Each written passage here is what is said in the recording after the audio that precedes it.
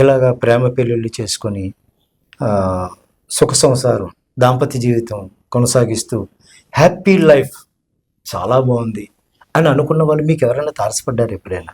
ఉన్నారు సార్, అలాంటి వాళ్ళు కూడా ఉన్నారు. ఒక్కరి గురించి చెప్పండి.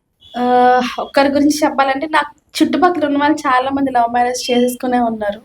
మా అక్క ఒక అమ్మాయి ఉండేది, మా సీనియర్, తను కూడా ఇలానే లవ్ మ్యారేజ్ చేసుకుంది. వాళ్ళ హస్బెండ్ కూడా తను డాన్స్ చేయడం చాలా ఇష్టం, తనకి బాగా ఎంకరేజ్ చేస్తున్నారు. తను ఇప్పటికీ ప్రోగ్రామ్స్ చేసుకుంటుంది, క్లాసెస్ కూడా చెప్తుంది.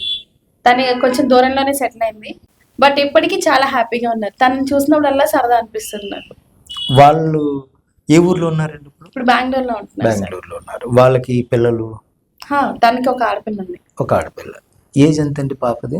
తను కొంచెం పెద్దదే సార్, మేము చాలా తక్కువ కాంటాక్ట్. బట్ తను నేను అప్పుడు సోషల్ మీడియాలో చూసినప్పుడు ఒక 12-13 ఏళ్ళు ఉండొచ్చు పాప. అంటే ప్రేమ పెళ్లి చేసుకొని ప్రేమ జీవితాన్ని నడిపిస్తూ సంసారాన్ని చేస్తూ పిల్లల్ని కని హ్యాపీగా ఇంకా లైఫ్ వెళ్తుంది. ఆ పాపకు 12 ఏళ్ళు అంటే వాళ్ళు హ్యాపీయెస్ట్ లైఫ్ని లీడ్ చేస్తున్నట్టు లెక్క.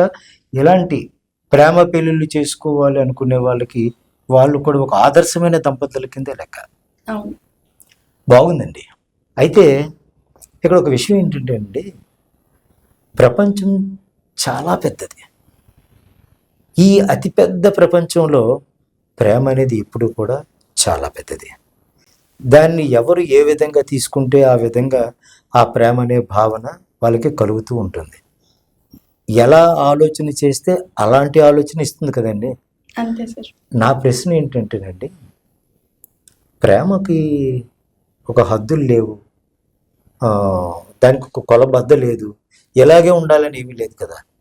ప్రేమ ఎలా ఉంటే 10 కాలాల పాటు జీవితకాలం ఆ ప్రేమయే జీవితాన్ని ఇప్పుడు మీరు సాగిస్తున్నట్టుగా సాగించడానికి అవకాశం ఉంటుంది అని మీరేమనుకుంటున్నారు? ప్రేమ ఎలా ఉండాలి?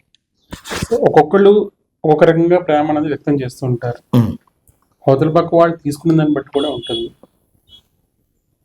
సో నేను ఏ విధంగా ఇచ్చినా కూడా తను యాక్సెప్ట్ చేసి మళ్ళీ తిరిగి నాకు ప్రేమనిస్తుంది.